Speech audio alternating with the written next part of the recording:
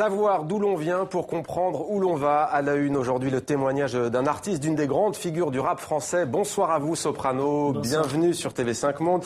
Vous êtes donc rappeur, compositeur, ancien membre du groupe Psychiatre de la Rime. Vous Toujours êtes membre aussi. Toujours membre, pardon, Soprano. Vous êtes en plein enregistrement de votre 4e disque solo. Ça s'appelle Cosmopolitanie. Ça sera dans les bacs au mois d'octobre prochain. Alors, vous publiez donc votre premier livre, Mélancolique Anonyme. C'est aux éditions Don Quichotte. Vous racontez votre histoire dans ce livre, votre jeunesse à Marseille, les quartiers nord, loin des règlements de compte que l'on voit dans les médias, le rap, mais aussi la dépression. Vous en parlez. Pourquoi cette autobiographie? Je sais qu'on vous pose souvent la question. Vous n'avez que 35 ans. Parce que, en fait, à la base, c'était pour raconter un peu mon parcours, raconter des histoires.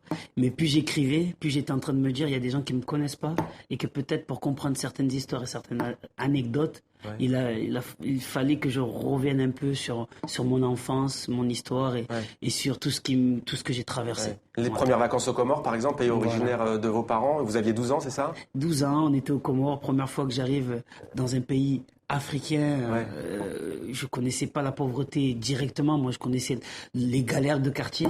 Et c'est vrai que là, on affronte la pauvreté directe en face. Et c'est pour ça que j'ai voulu l'écrire, pour pouvoir montrer un peu la différence entre quand on est immigré français et quand on arrive au pays. Souvent, on est entre deux chaises. On se dit, on est français, pas français, mais français, comorien, pas.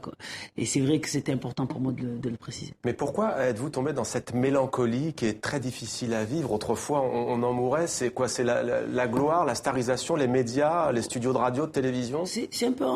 On va dire que c'est venu après le côté un peu des projecteurs. Mais c'est vrai que déjà de mon caractère, par rapport à beaucoup de choses, par rapport à ma vie de famille, ma vie personnelle, mes aptitudes scolaires, j'avais pas beaucoup confiance en moi et c'est vrai que petit à petit je me suis plongé dans une mélancolie qui m'a fait écrire des chansons très tristes, mais grâce à la musique et grâce au succès aussi, c'est vrai que j'ai réussi à m'en sortir et c'est pour ça que le livre, je l'ai appelé Mélancolique Anonyme, parce que justement, comme les gens vont chez les alcooliques anonymes pour se soigner, Mélancolique Anonyme. Moi, je vais chez les la réussite prend parfois des chemins inattendus, dites-vous, du jour où j'ai vu la première fois couler les larmes de mon père et celui où j'ai failli mourir étouffé lors d'un concert en Afrique, ma vie de mélancolique anonyme m'a souvent réservé d'extraordinaires surprises. Alors j'ai eu envie de vous les raconter. Vous dites que même votre épouse a découvert des choses, même vos proches.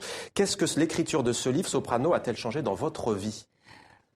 Plus de confiance? Plus de confiance. Il y a un truc qui est marrant parce que j'écris des chansons, ça fait 20 ans. Et j'ai jamais réussi à écrire une chanson sur mon père. Et c'est en écrivant un livre que j'ai pu décrire les émotions par rapport à la relation que j'ai avec mon père. Par exemple, quand je dis qu'il a pleuré, c'était la première fois de ma vie que je voyais mon père pleurer. Et c'est vrai qu'il a fallu avoir un livre pour pouvoir l'écrire.